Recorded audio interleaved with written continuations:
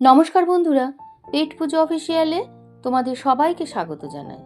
আমি আজকে এখানে আমুদি মাছের একটা রেসিপি শেয়ার করব, যেটা খেতে দুর্ধর্ষ লাগে। দুর্ধর্ষ তোমরা ডালের সাথেও খেতে পারো, আবার এমনি ভাতের সাথেও মেখে খেতে পারো, আর বানানো ভীষণই সোজা। তাহলে চলো দেখে নিই রেসিপিটা। এখানে আমি মাছটা তৈরি করার জন্য কিছু সবজি কেটে নিচ্ছি। যেরকম 4খানা শিমকে খুব ছোট ছোট টুকরো করে কাটছি, আর অল্প একটু বেগুন দিচ্ছি। বেগুনটাকে দেখো একটু ছোট ছোট লম্বা লম্বা করে কেটে নিচ্ছি। আর নেব অল্প একটুখানি কুমড়ো। তোমরা কুমড়ো না দিতেও পারো, শুধু বেগুন আর শিম দিয়েও করা যায়, আলু দিয়েও করা যায়, যা খুশি। আর কেটে নিচ্ছি একটা টমেটো। এবারে একটুখানি সর্ষে বেটে নেব, অল্প একটু, সামান্য, মানে ওই 1-1.5 চামচ সর্ষে মিহি করে বেটে নিচ্ছি।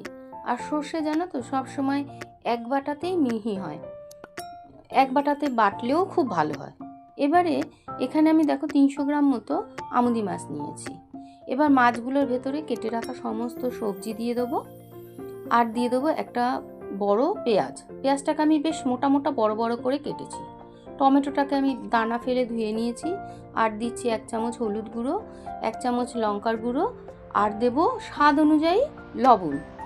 এবার দিচ্ছি বেশ খানিকটা কাঁচা তেল, আর দেবো হচ্ছে ওই বাটা সর্ষেটা দিয়ে এবার ভালো করে মাছটাকে মেখে নেব। এবার ফ্রাইং প্যানের মধ্যে একটু তেল ব্রাশ করে নিচ্ছি, যাতে মাছগুলো তলায় না লেগে যায়। তোমাদের কাছে যদি ফ্রাইং প্যান না থাকে, তোমরা নর্মাল চাটুতেও করতে পারবে।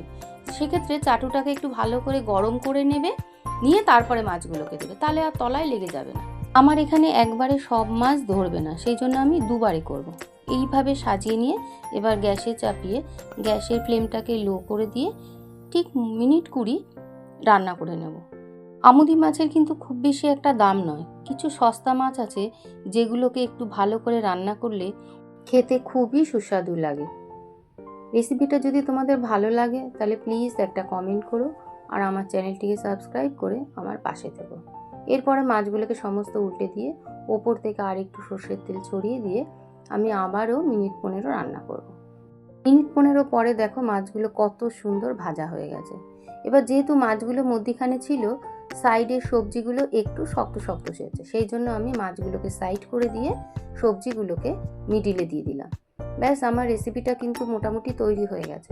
আমি এবার এই মাছগুলোকে সমস্ত নামিয়ে নিয়ে বাদ বাকি মাছগুলোকে ঠিক এইভাবে আবারও দিয়ে রান্না করে নেব। খেতে ভীষণ ভালো লাগে, ভীষণ।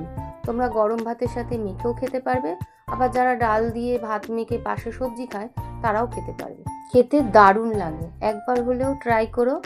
রেসিপিটা কেমন লাগলো অবশ্যই জানিও।